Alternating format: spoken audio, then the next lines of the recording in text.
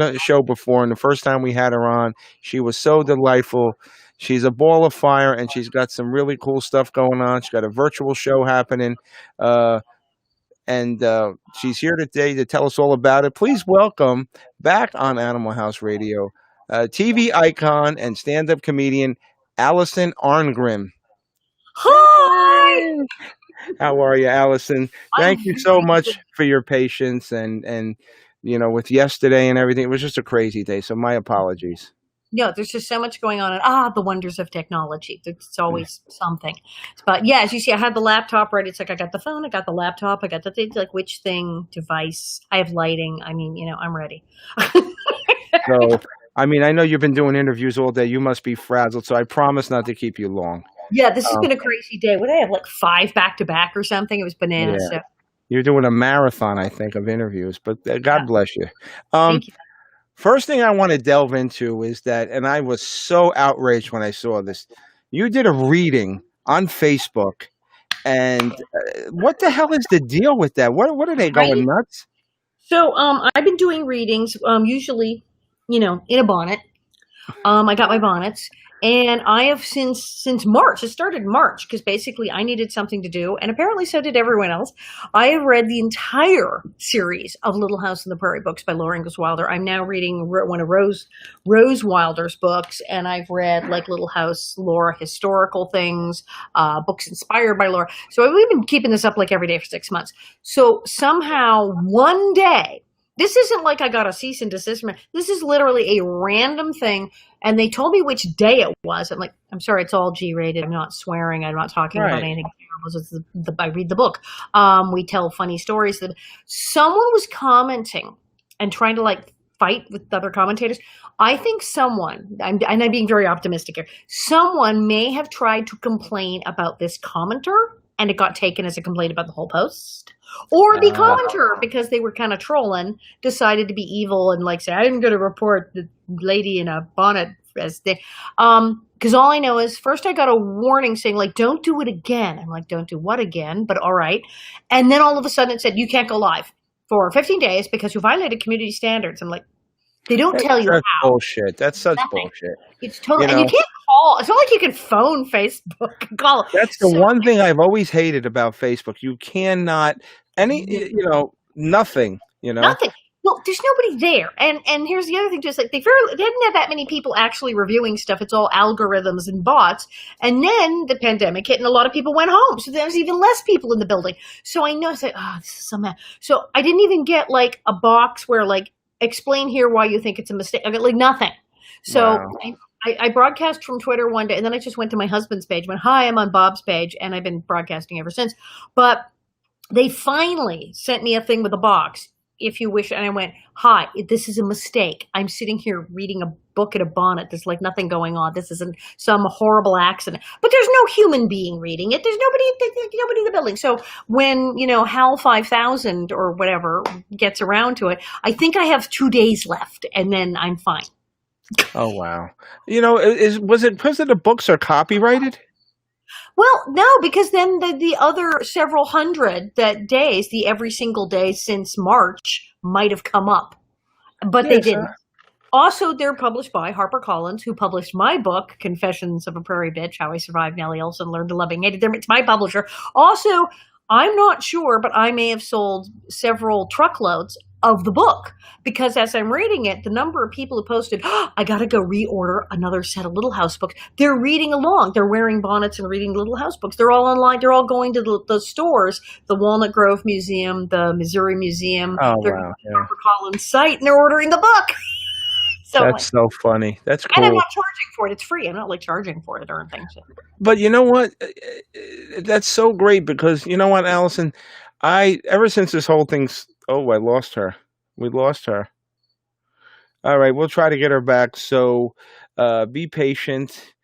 Sorry about that, guys. It's just one of those crazy nights tonight. But we're on the air live with Alison Arngrim, who you might remember from the Little House on the Prairie TV series. She played the naughty Nellie Olson. So apparently they heard us? What was that?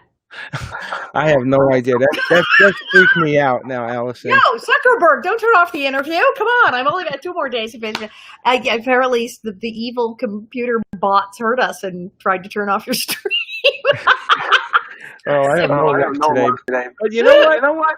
I think it's great because we need feel good content right now, and it's the news, Allison. I don't want. It's so depressing, the news, and that's why I started with the Zoom videos because normally we do an interview. It's a phoner. Yeah. And I said, let me extend the experience. People get to see them, at least, they're stuck inside. Let them see a great interview with an iconic person like yourself. And it's been working great. And, so that was my thing. I started reading the books because I thought it would be a relaxing exercise, keep my mind active for me, because March, obviously, my job involves talking to large crowds of people. So I stopped doing that in March and I was like, what am I going to do? And my husband, he said, you'll think of something. And I thought, I should go back and read the Little House books. And then maybe I should read them to other people.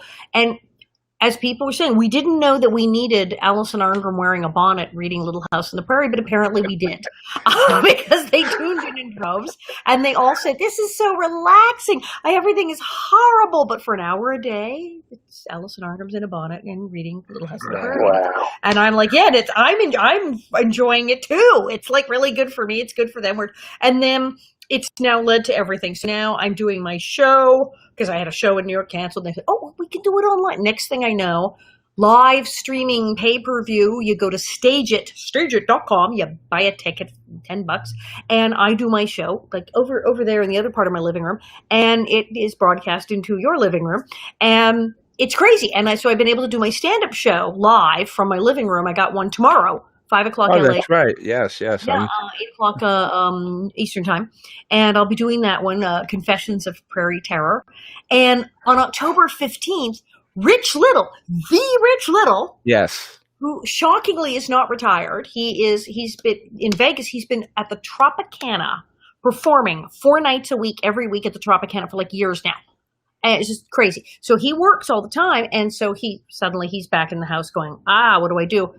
And I get this call because we share a publicist. His people will call my people and said, we heard Alison did an online show and that it worked very well. Rich Little needs to do something. Can he do that? How did she do it? And Harlan called me and says, you're not going to believe this, but Rich Little wants to talk to you. Oh my God, that's great. Yeah. I'm talking to his tech guy. I'm talking to Rich Little. And I'm like, well, remember those gigs we had in the old days? You go on TV and there was no audience and they just put the laugh track in later. It's like that. If you can do that, you can do this. And so on October 15th, I'm helping them with this. We're going to, Rich Little, virtually speaking. Oh, wow. That's great. He's incorporated because he draws. He also sketches and draws. This guy's a graphic artist as well as he can write, he can perform, he can do the impressions, and he draws. Oh, wow. I never knew that about him. Oh, he does these sketches of famous people he has impersonated. And it's all in this show. And he has to do like a tight half hour because of the format. So I was telling him, yes, the format is totally weird for a performer, but here's what you do. And he's like, I got it. So he's incorporating the drawings. You'll get to see the drawings. There'll be stories from his life and the impressions and all in this one show. He's written a whole new show for this. That's amazing. And you know what? You two are both iconic. I mean, Rich has been on the show a couple times, and I know his tech guy, Charlie. He's so funny. He's the one that set us up with Skype and everything with him because that was all new to him. And, as soon as you talk to her, Rich, how's everything going? It was pretty good for a guy who's been dead for a couple of years. But and that's what people are amazed. They're like, wait, Rich Little? I'm going, yeah, Rich Little. And he's never really done like stuff online. This is new. He's like leaping into the 21st century with this. But in March, I'd never heard of Zoom. I had done like one Facebook Live, and I'd certainly never heard of stageit.com or any of these other platforms that StreamYard, etc. And now I'm like on everything. I'm doing the show and stage it. I'm doing my radio show, my podcast thing, the Alison Arngrim show. Now that's on a Zoom call thing. I'm doing the Facebook Live every day with the readings. I'm doing Cameo. I'm doing Coach the World. Then there's StreamYard stuff. Oh, and then I'm doing the Women's Inspire Network Conference in Ireland. But now I'm going to be doing it from my living room instead of going over. And I'm now on all these things, and I couldn't have told you what any of this stuff was in March. Oh yeah, I tried Zoom and I got the hang of it. And I like Zoom, but it's very limited. And I was going to use StreamYard, but I'm using Restream because I can stream to 30 different platforms at once. Wow, and this is new. I'm going, oh, Restream. I don't know that one. And I could personalize it. I could show a video if you have a trailer of something. Last night we did it for a movie that just came out with David A.R. White, and it works perfectly. And I like it. It's more interactive. If you have like a trailer or something, or a little like a 1 minute video or something, I like that. I think that's it makes for a much better experience. But I'm in awe of your podcast. I've been doing this since 2011. And I did one show. I did it for 4 years, and then I left. And then I started this show in 2016, and I'm really interested in what you're doing because you're teaching people how to get better results from their podcast. If I'm saying that correctly, or and some of the tech stuff, because I'm not young. I'm 58. I'll be 59 in January. And a lot of actresses and singers and performers my age group are kind of like, technology. So it was very difficult when this hit. And my friends were, I don't know what to do. And so I said, yeah, I have great lighting. Do you love the lighting? The lighting is lovely. It's like $49.99 on Amazon. So I got the lighting. It really is. It's funny. You don't really have to spend a lot of money. No. Well, I found out about good lighting and backdrops because I did a thing. Screen Actors Guild had all these workshops, and they had one for people learning to do the online auditions, tape themselves. And they had this guy, and he said, well, you want to kind of get the decent lighting, and you need a backdrop, but a shower curtain. You can get like a shower curtain and your thing, and if you aim the light right, it looks great. And he started talking about how you can get lights, and he had a website where you even listed every possible product, from the most expensive to the simplest thing from like the hardware store. And I'm like, this is genius. So I bought a couple of lights and some things. And then I got the ring light when I started doing the Facebook Live. And it was so good. My agent called. She's like, where'd you get the light? I need the light for like my meeting. And I bought one for a friend who now is doing a whole concert series. She was like, I'm having trouble even doing the online auditions. I don't have light. I don't have a tripod. I don't have this. She's now got a concert series. She does, her name's Pamela Clay. She's the lead singer for the band my husband plays guitar in, but she's also doing an Edith Piaf thing, and she does standards. She's doing concerts online like every week. So a bunch of my friends have leapt forward. They were like, I don't know. And I'm like, go on there. I had a friend. She's like, I play guitar and sing kids songs and stuff. She's an actress. She does a bunch of, should I maybe do that with kids on Facebook? I said, kids, schmids, the adults are going to tune in now. Everybody's bored out of it. Exactly, yeah. And of course she did it, and it was a smash. People loved it. I said, people, get out there. The people, they're starting to do it more and more. And I said, that's the thing. Whatever you do, you can do it. Once you learn it, it's not that hard. And, get yourself some decent lighting. I'd send them the link. Like, even a green screen you can get for under $50. You can get, and the lovely backdrops you can hang on a rack and have anything. I got the brick wall. You get anything. It's shocking what you can do really super, super low tech. And make stuff nice. Look, I got a nice quilt on a chair and a bookcase. It's like, hi, ta-da. And you can do stuff. It's amazing what you can do. And then if you actually are technically minded, there's no limit. I'm okay. Some things, what's funny? When I don't know some, either I'll Google it or I'll go on YouTube, and I'll sit there until I get it down pat. I learned to fix my dishwasher on YouTube. The hell with the Maytag, man. I could do it myself. Right. It was this one because it was our part. It was so silly. It was in the rack, and the thing had come out, and the thing was broken. And so we got the part, and it's like, was like, how do I put this in? It doesn't make any sense. I couldn't figure out. It was how to put this weird little plastic part in the thing, the rack. And I'm like, I do not know. And finally I went, some yo-yo on YouTube has done this, I'm sure. And I looked at him and I went, ta-da! And next thing I know, I'm like, click. And it's like, and I felt like a huge genius because I put a little tiny. But I tell you what, you came up with something very nichey with helping these people, because I'll tell you what, I might need your help. I have to do, and we're doing something for a 3-star general who just retired. He was the commander for U.S. forces in Japan. As you know, our show is heard on American Forces Network, so I'm trying to do a Zoom well, I got to do Zoom with Loretta Swit and Jamie Farr, and them. Please, I'll pay anything. Please help me pull this off, because I think Loretta only has an iPad and a phone. But Loretta does it because Loretta does Cameo. She's like the queen of Cameo, so she's doing it somehow. I think she's just got to get the Zoom thing down. But Jamie, I need help with. I don't know if you could. I don't know what you charge for that, but it'd be well worth it to, you know.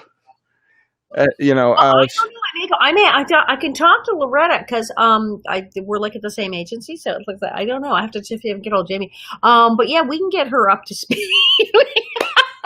I don't know what I was thinking, because like I said, the whole video thing, I think it would be cool to see the 2 iconic people, on the video, and especially in honor of General Martinez.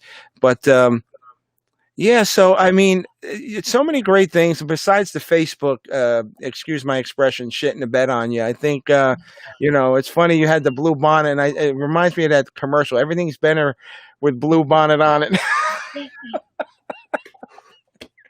And when I think it's so funny because I've done stand-up where, depending on the environment or the club or the time of night, I've been, quasi-blue. Like my nightclub act is usually sort of R-rated. We're sort of PG for the online show. But the idea, when I think of the things I have said, on stage and like a naughty stand-up, and here I am doing the most wholesome thing in the entire world that I've ever done. I'm reading my Little House on the Prairie and like wearing a bonnet. Right. And this by the community standard. How did the whole stand-up thing come about?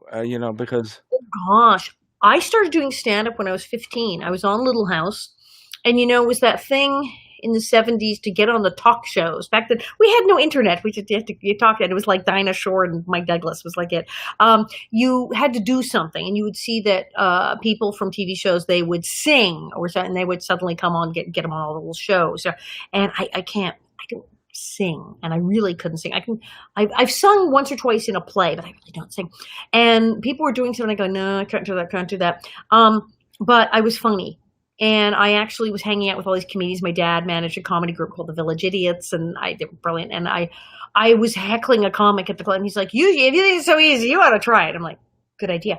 And so I was 15. I started doing stand up, and then in 2000, I toured all over the place. 2002, I created a one-woman show called Confessions of a Prairie Bitch, which is a whole piece. And now it's getting in video and interactive and a question and answer segment. And it became a whole thing. And then next thing I knew, I met Patrick Lebatier in France, and we came up with Confession d'une Gasse de la Prairie, the French version. And toured with that whole thing. So yeah, it turned into just a thing, a whole industry. And so I've been doing stuff. And now I had to take this really huge, technically extravagant thing with video that was an hour and a half long and go, now it needs to be half an hour, and you can't have any of this. It has to be like that. I'm like, okay. Oh, wow. Who are the comedy influences? Oh gosh, well, I'm old school. I grew up on Carol Burnett. That's sort of what I wanted to do when I was a kid. I remember I'd watch Carol Burnett, and she would just answer questions and tell stories, and so the Q&A is like one of my favorite parts of the show. I of course adored people like Bette Midler, and then of course I like the George Carlin. Like I said, I would throw back to the old school: Bob Hope, George Carlin, Bette Midler, the old school. But then I had the opportunity to work with a lot of people when I was doing for AIDS Project Los Angeles, they had their big summer party fundraiser. I produced their comedy stage. So we had Margaret Cho, Wendy Liebman, Tig Notaro, everybody, and had all those kind of people come in. So I've had the opportunity to work with all the best people, including Rich Little. Right, right. My favorite, because I started in 1987. I did my first show at the Boston Comedy Club out in Greenwich Village. It was I did one of those open mic nights, and the headliner at the time, but he wasn't who he was now. It was Ray Romano, which was so cool. Hey, yes. Yeah, but my favorite of all time, I mean, Carlin, Rickles, but I was a huge Super Sam Kinison fan. Oh, yeah, yeah. He's So wild. he was just a rock star to me. He set the bar high. He be who you want to be, and stuff like that. That's why I liked him. But behind the mic, he was a sweet as pie.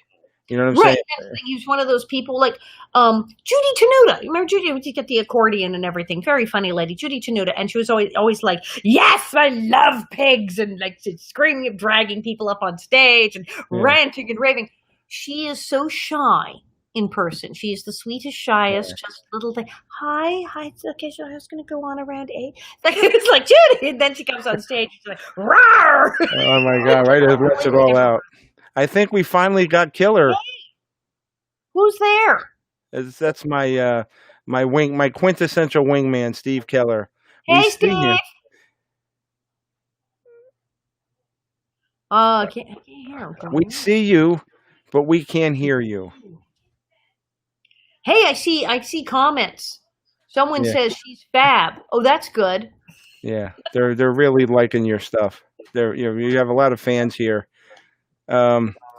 Hopefully Steve will work out his audio issues, but this is so fun. You can't make this stuff up. But so are you excited about the stage it? I am. I think it's right. It was started and stage. It's crazy because at first I said, "Oh, it doesn't work on the phone because so many things are on the phone. Like you have to do the laptop." And they said it started apparently in like 2011. They never anticipated this. Yeah. They were for like musicians would say put out an album, put out a CD, and then they would say, "Well, here's a song that we're going to have in the next CD that I'm going to play like unplugged for you." And it's the guy on his couch with the guitar. They would do these like little shows, but. They don't. Everybody immediately needed a platform, and they had huge stars and bands and drag queens and everybody going, "I need to be on stage right now." So they're almost overwhelmed. So they've actually hit the ground running and really like kept it going. But everyone's doing it. They have all kinds of action, and it's clever too because they have a system where the tickets are like $10. I think Rich Little is 15, Right. but you can tip. You can kiss a lot of it. There were a lot of like the Right. singer songwriters and of course the drag queens who like take tips. So they had a tip thing where you could say, "I'm tipping you $50." And so you set up a thing with prizes where biggest supporter gets, and do you want a bonnet? Do you want an autographed book, a tin cup, or a Zoom call? And I had like 5-6 people, and they won Zoom calls. So then I wound up sitting there doing like Zoom calls for all these people one afternoon. But it's great. So I have prizes for people online. So that makes it wonderfully nutty too. So it's a very strange new world, a whole system. And I know the first time I felt so odd because I'm literally standing in front of a backdrop shouting at the back of a laptop. It's like, what is even happening here? And people were texting me later going, "That was great." I'm like, "You're kidding." Yeah, when I first started using a computer, I was so bad. I was having all those typical errors, like can't find the printer, and I would turn the monitor around them. It's right friggin' there. There's the printer. Why can't you find it? Yeah. The role of Nellie Olson is such an iconic role, and you were the person that everybody loved to hate. And the one thing I remember from the first time we talked to you is that you said that that hairdo was hurt because it was pulled back the pigtails were so tight. Well, they had to get a wig. So the first couple of months, they curl my hair. I mean, I arrive at work first day, and they go, "You're supposed to be in curlers." It's like, I'm supposed to be in what? And so I found, what? I didn't know. I didn't read the books. So they go, "No, they're right." So I'm 12 and I'm sleeping in curlers with like spray all over them and coming in at 4 in the morning, and they get clack, clack, clack, clack, clack. And it wasn't one of those thermostatically controlled nice curling irons like now. It was like the thing they heat up in an oven and Oh just my God. curling your hair with. So at first they did that for like a couple of months, and I was like, okay, this is some kind of 7th level of hell.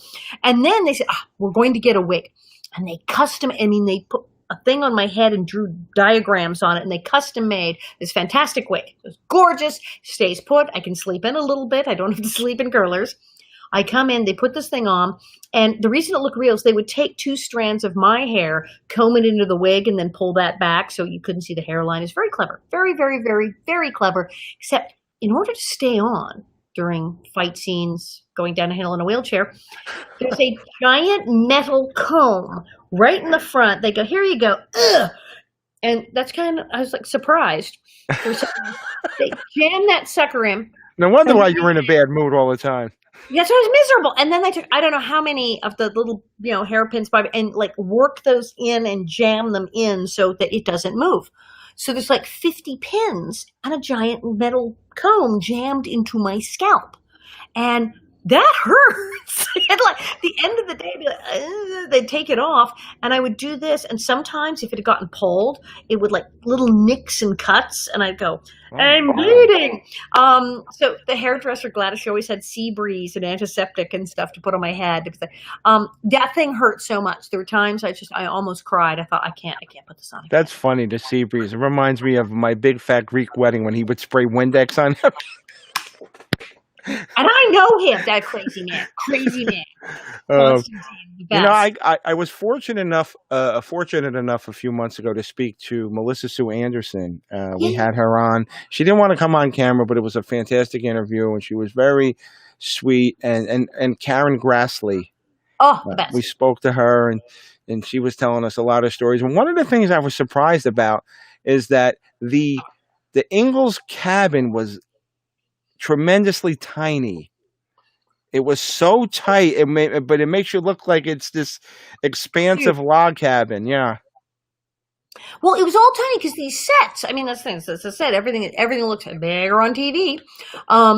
And so we had the outdoor sets and the indoor sets, and that's what's crazy too, because we somehow made everything so believable and realistic on the show. The number of people like, can I visit the town? I go, when you say town, do you mean the actual town of Walnut Grove, Minnesota, which is a real place where people live? That is where Laura lived when she, that's based on, the show's based on. Or you mean the town? No, where you shop. I said, well, it's not there anymore. They, took it apart and put it back in the box. It's not real. Oh my God. They blew it up at the end of the show. And someone said, I wish they hadn't blown it up. I go, yeah, but there was a fire in 2004 and in 2008 I said, that whole area, that ranch burned like 5 times since then. It's been 45 years. It would be gone now anyway. And also the wood would have fallen down because it's not like a real building. They were hollow shells. Right. And people were like, but I saw it. It's like, it's not real.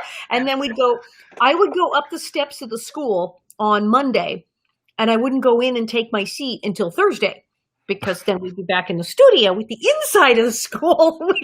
And so people, this is like, no, it looks so real. They were convinced, like, well, aren't those built the insides? And I'm like, no. Yeah. I think it was Karen Grassley that told us about Michael Landon. And he was one guy that I've always admired over the years, all his projects that he's did. And that would have been one bucket list interview that I would have loved to have been able to do.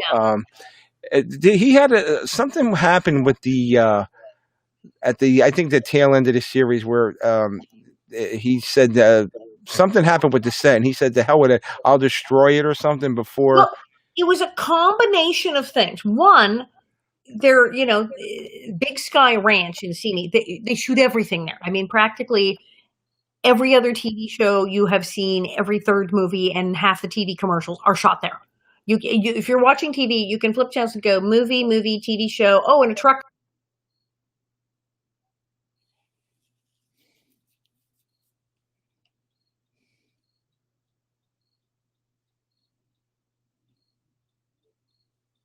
Me out again. I don't know what that was. Michael Landon. Everything is filmed in Simi Valley, so they knew that stuff was going to get filmed. And so he's like, "Okay, the ranch had said, you take all this junk with you when you're done filming. You need to take it away because we got other shows coming in. So you're supposed to like somehow take it all apart and take it away, which is a rather expensive process. Right. Then there was the fact, like, if he left a building, they would just use it. The next production came in and go, "Oh, that looks cute. Let's use it," which meant something totally X-rated, could be using the little house. A horror movie, you could have some like Friday the 13th, where the guy's killing everyone, and it's the little house in the prairie is in the thing. And he said, I can't pay for everyone's therapy. People will be traumatized. This is their childhood. I can't do this to people. And he said, and then the ranch wants it gone, and taking it all apart is like really complicated. And then he was like, how do I end this thing? How do I end the show? And he went, I got it. And he came with his episode where the carpetbaggers, these guys come in and they've bought the town and they're going to take everything everyone's worked for. And they say, no, you're not. We're going to, like out of an old war movie, we're going to blow our town up, burn it to the ground so you have nothing. Oh, wow. And it's a very emotional episode. And then they blow it up. And there's cast members who won't watch that episode. They go, no, it's too upsetting. I can't even watch it. Wow. People who are in it can't watch it. But they blow up the set, and that way all they had to do was like sweep away the lumber. So it was actually cheaper to blow it up. And then it saved everyone the trouble of worrying about what to do with the sets. Now, he did not blow up the little house. That got dismantled. And we also wouldn't blow up the church. Michael Landon said, I am a lot of things, but I am not the man who is going to blow up a church on national television. That is not happening. I am not blowing up a church, and I'm not blowing up the little house. I'm not crazy. So they said, okay, so they dismantled those. And then the house, they're taking it apart. And Stan Ivar, who's a marvelous guy, you should get on here, who played the family moves in the garters come into the house. Oh, okay, yes. Stan is there, and he said, well, wait, what are you going to do with it? And Michael says, what do you mean, what am I going to do with it? And he says, well, you can't throw away the little house in the prairie. And Michael says, well, where am I going to put it? I don't have any room. I can't take it home. And Stan said, I have room. I'm acting. I got a thing in a ranch. I got room. And Michael's like, you're kidding. You have room for this. You want it? He said, load it on the truck, guys. And they loaded it on a truck, and it went to Stan's house. Now, it's still there. Stan has said it's very safe and it hasn't burned down. He's got it like in the shed, but it's dismantled, and it has been 45 years. So some of the wood is rotted. I think the window's broken. It's like in big, huge pieces, like flats. Right. It could be restored. He said, you understand, things have gotten warped for the weather it's been for, but by golly, it still exists, and it's locked up in a shed, and Stan is guarding it this entire time. So, but that's what they finally did. And they were going to throw it away, but Stan went, I'll take it to my house. But yeah, the only two things he didn't blow up were quite rightly the church and the little house. But I also remind people, like, the fire swept through there. It's a very fire-prone area, and they would be gone now anyway. What was it like working with Michael Landon and the rest of the cast? I mean, he was, and if I remember correctly, you said he was a fantastic person. He had his lust for certain things, but underneath it all, he was a great person. He was, and I'm just looking. Is my computer is now going into like battery saver mode. That's terrifying. Okay, yeah, don't sing. I'm like, am I losing power? Yes, I am. I'm not plugging. So, how many more minutes do we have? Because I think my laptop's going to bail on me. We can whenever you tell me. Okay. Let's go a little long. See how much longer do I have on this battery? Unless I can find the plug in the next 2 minutes here, because I didn't drag the plug out. Oh, I'm at 19%. That's probably bad. Well, Michael was hilarious. He probably was one of the funniest people I ever worked with. Yeah. Real taskmaster. I mean, he was directing the show, writing the show, producing the show. All of us kids were held to a very high standard. You had to actually come in and not just know your lines, but perform, create a character at like a grown person. Oh, wow. Okay. You were held to, as I said, it wasn't like he patted us on the head. We were treated with respect, which was very unusual for child actors. We were expected to do our job. But then 5 minutes later, it's like, pull my finger. I mean, it was like all the this third grade dopey humor. He was just silly. And we spent 7 years laughing. And really, most of the cast, we're still friends. I mean, I talked to Charlotte Stewart as Miss Beadle all the time. I talked to Dean Butler. I had him doing some of the Prairie readings. Wow. Baby Carrie, Baby Grace. Baby Grace taught me how to do Facebook Live. We're still friends. That's funny. And that's very unusual. We really got along very well. That's great. So for Little House on the Prairie, it wasn't like, there was drama. It wasn't over the top. It wasn't an action adventure. What made America fall in love with that show? I think it was the emotion. The same thing. I'm going to hang on 1 second. Oh, Bob. I'll see if I can find my plug for the computer Okay. because it's going to 18%. This is so great. Live. It's live TV. Here, hang on 1 second. I'm literally going to run away Go ahead. over there. I love it. I love it. This is, you can't beat this. This is gold. Yes, it's at 18%. It's gonna go. I had the phone plugged in, but I didn't have the laptop because who knew that we were going to do this? So Maybe we should call Loretta to help you. Right? I gotta plug it in. All right, for everybody who's watching and listening, we're joined now with Alison Arngrim. She's a stand-up comic, phenomenal, funny lady, but you may remember her from her iconic role as Nellie Olson from the hit TV series Little House on the Prairie. She's got a big show coming up this week on stageit.com. If you love stand-up comedy, you definitely have to check Alison out, and we'll get more info on that about her. The show, hold on. Wait, this goes here. All right. And and this goes over. Where'd it go? Where's it this side? Eeny, meeny, miny, mo. Wait. Oh, Bob. Yeah. And he's like, no, I'm busy. What? I don't know where it is. Oh, look. Boing. Oh, you know what's funny? It reminded me when you did that of Jack Benny. Oh, Rochester. Oh, Rochester. Oh my God. I'm plugged in now. It's fine. Here we go. That's hilarious. So what do you think was the draw for viewers? Well, I've asked people this because it's so popular all over the world, and I meet people from other countries. I met Borneo, Sri Lanka, wow, Bangladesh. I was in a restaurant where the restaurant manager, the bartender, the head waiter, we had Israel, Iran, and I think Colombia all represented. I've met people. It's really huge in Argentina, Japan, and France. Those are the biggies. I'm in France all the time because the French are like obsessed. La petite maison dans le Paris, NELLIE Olson. So I've asked people and the guy was from near Sri Lanka and said we only got like 2 channels and we only got electricity for 6 hours a day in our village and we used it to watch Little House on the Prairie. And I said, okay, I got to know. Oh, the guy said the neighbors, his family had the only TV and some of the neighbors would come and stand in the yard and try to watch Little House with the windows and his mother would close the curtains. I said, what does this mean? This show is so American. It's about the whole American West. Right. I said, here you have this family of very white, even blonde, blue-eyed, super uber American pioneers on the American prairie, and you're in Sri Lanka. What does this even mean watching this show? And how do they relate to that? Yeah. Right. How are you not just going, what? And he said, well, the only 2 shows they had at one point were Little House on the Prairie and Lost in Space. He said, we're very confused. We didn't know what America was. You're either flying saucers or covered wagons. We had no idea which people were doing over there. I said, what? And he said, well, it was the emotion. It was the problems of the Ingalls were the same problems of everyone all over. Right. And every episode was about love and death and emotion. And they could connect to that. And also they said, okay, the Ingalls. It's not, it wasn't Dynasty. It wasn't Dallas. Right. But who has that money? They said, how do most people in the world live? Well, they got a whole bunch of kids and they're in a little teeny tiny house and they're really hoping that the crops don't fail and that they don't starve to death. That's, if you think worldwide, more people are living like that than living like, JR in Dallas. So they said, we could get into. Everyone has a Mrs. Olson at their job. Everyone has a Nellie at their school. Everyone, if they have a great family, they're like, yes, this is like my family.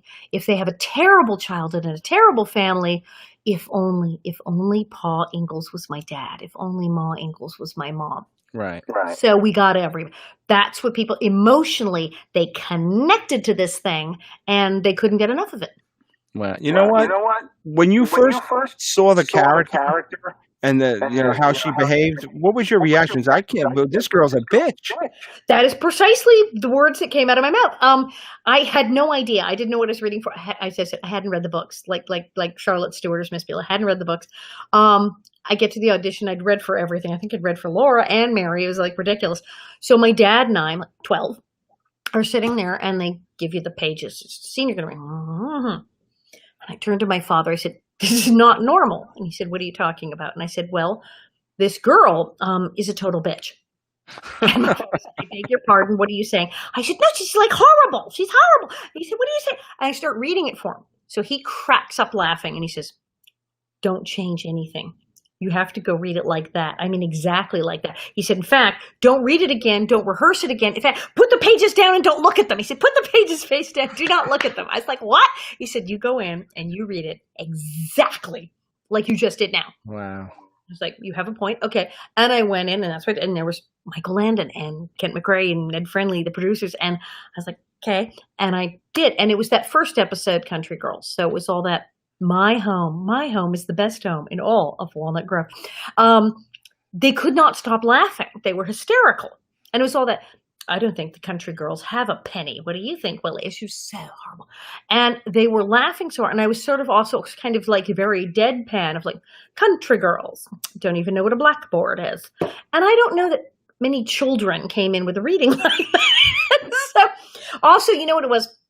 In the My Home speech where she's bragging about how much everything in her house costs, there's this line where Nellie says, "Oh, we have 3 sets of dishes, one for every day, one for Sunday, and one for when someone very special and important comes to visit, which we have never even used yet."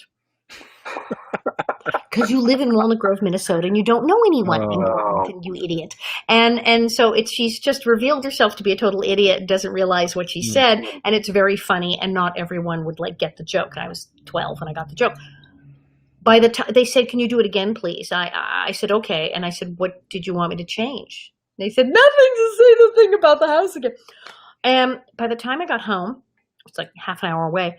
Next thing I know, the agent is on the phone going, "Oh, no, they hired you. I've already made the deal." Apparently, I walked out of the room, and as the door closed, they called my agent and said, we want her."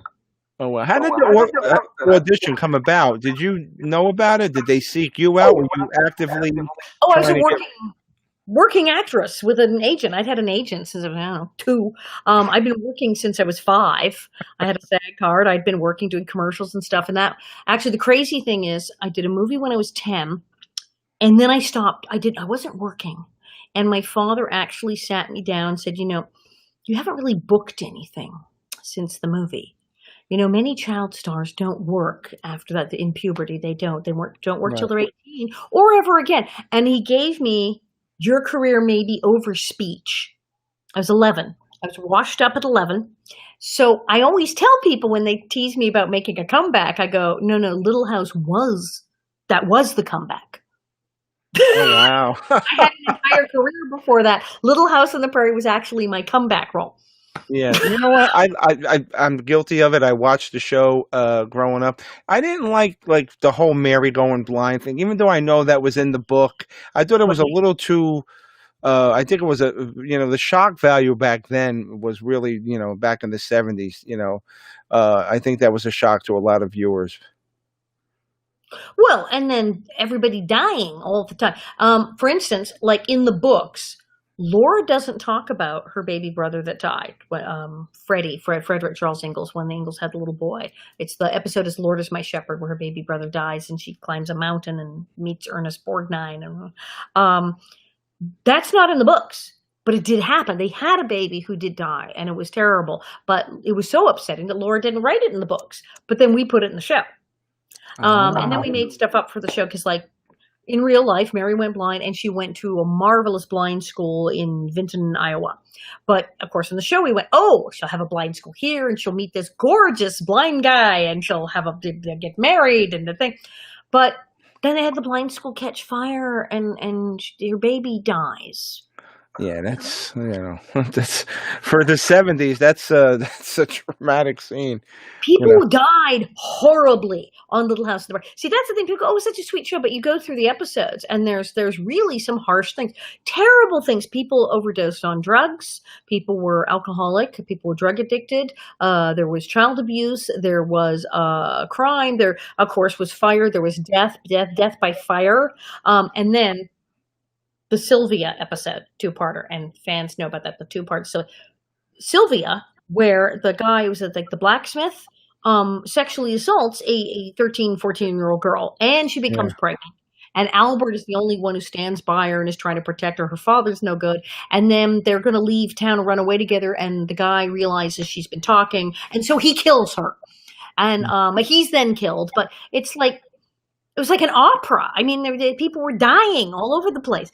I'm So, yeah, surprised they let that go through for such a, for lack of a better word, esoteric show where it was like, and it was also, this was the 70s. They weren't doing stuff like this. This was primetime network TV during the. I mean, yeah. they did have like, this is a special episode, adult supervision, but it was Little Did House they on the get Prairie. any blowback from that or pushback? No, I mean, fans refer to it. Also, the guy was wearing a mask like a mime, and many fans refer to it as the horrifying clown rape episode because. And it did traumatize me. I know people were very upset. They said they were fairly young when they saw it. I mean, people usually have the sense to not let small children watch it, but some people said even as a teenager they saw that episode and they haven't really recovered. But Yeah. people who don't watch the show are always stunned when they find out there's episodes where people die horribly or horrible things happen to the characters. Yeah. Remember when Ma cut her leg? And it got infected, and she was going to cut her leg off with a knife. She was going to amputate her own leg. Oh boy, which they did do that back then. As gruesome as it may sound, but they didn't have no, medication back then, and that's what had to be done if you had gangrene or something. She was ready to go. So yeah, I mean, we did. We had some episodes that were really were unbelievable. Were very, very harsh. But then again, when you think about it, the 1800s. The 1800s was a very, very harsh time. Right. People say, don't you want to live back then? I'm like, no, not really. I always say I don't want to live in any century where I can't get a Botox injection and a green Right. apple. I draw the line at the bonnet. Yeah, right. But I mean, there was no antibiotics and there was no anesthetic for that. I mean, it was a very, very difficult time period. And horrible things did happen, and people died horribly. So they did actually put some of that in the show, which, Right.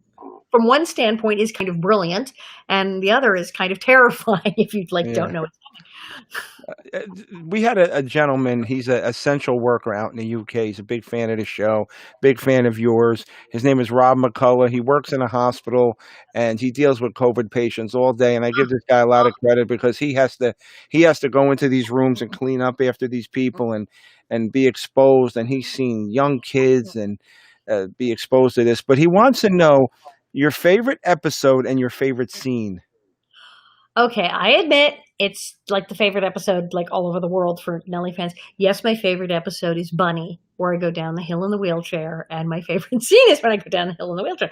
I admit I love it. I mean, I have a whole thing of riffing on it in my act. I have a thing with a wheelchair. I have to do a whole sidekick. I love that episode. What television show ever did you have a scene where a character goes down a hill in a wheelchair into a pond? Who? What? Nobody. Nobody It's does. so risky if you think about it for back then, with the wheelchair and the rape thing. And, they took a lot of risks and it paid off though. Was smart. People knew this, like, wow, they're not gonna shy away from things. I mean, there's an episode, the guy who was on the comedy soap, a Civil War soldier returns from the war, and due to his injuries in the war, he's become addicted to morphine.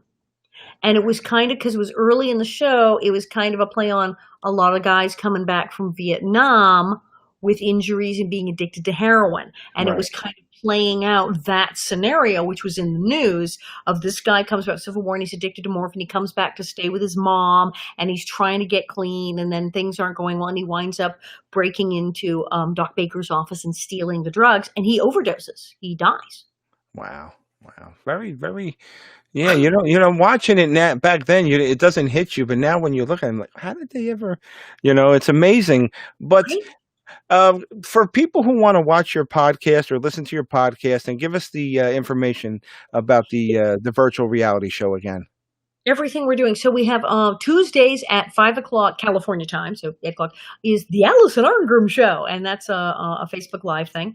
Well, it's on UBN. It's on UBN Go, which is a whole internet radio program, and then we have it on Facebook Live, and then it rolls over and becomes a podcast. And if you're on like Stitcher or iTunes for podcast, it's on all of those.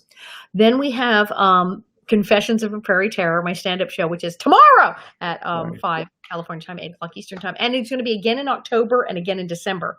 We will have Nellie's Scary Prairie and Nellie's Nasty Noel. So that's happening. That's on Stage It. You can go to stageit.com. My hair is doing things. Oh, it looks fine. Stageit.com and buy tickets. And you also, while you're on Stage It, look for Rich Little's Virtually Speaking on October 15th. And you can look at, I have a website, bonnetheads.com. Because I know y'all bonnet heads. Oh, and and I can sell you a bonnet. You can book a cameo. I'm on Coach the World. I'm on Facebook. I'm on Twitter. I'm on Instagram. I'm kind of on everything. Well, you have to be. You have to stay relevant. I think a lot of people, they don't want to.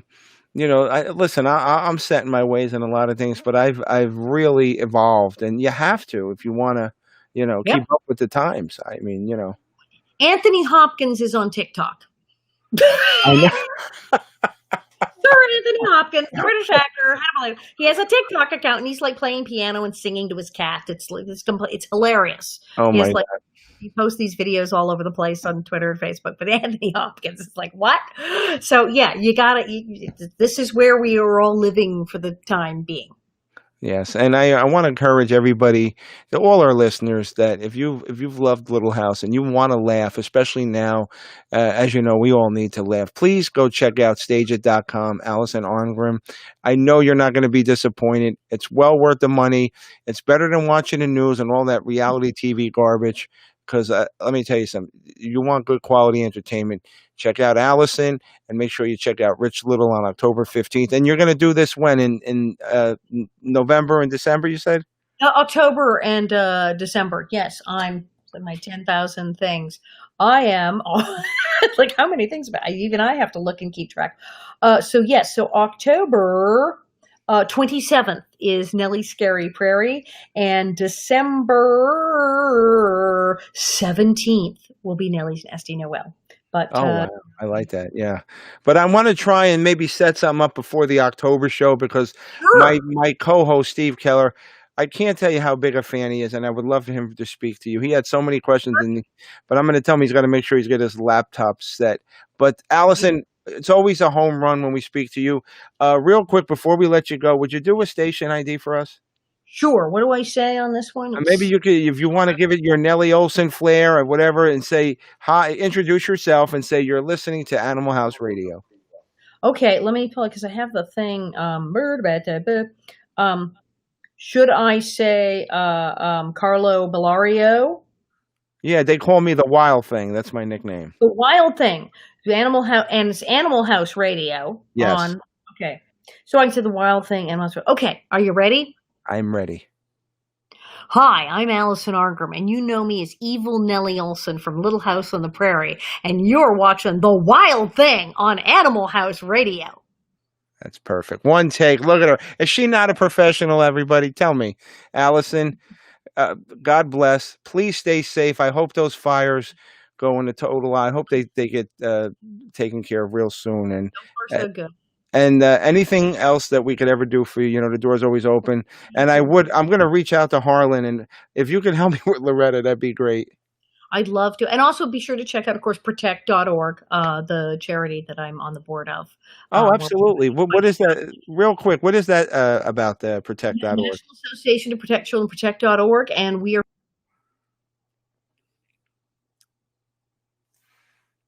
fighting child sex program where That's great. We've been training veterans to work with the police teams. Oh, anything to veterans, I'm in, and that's so great. I mean, you're doing so many things. I don't know how you've got the energy to do it, but Godspeed to you, Alison. Thank you so much. Alison Arngrim, everybody. Alison, we'll talk soon. Thank you so much. Bye. I hit that button.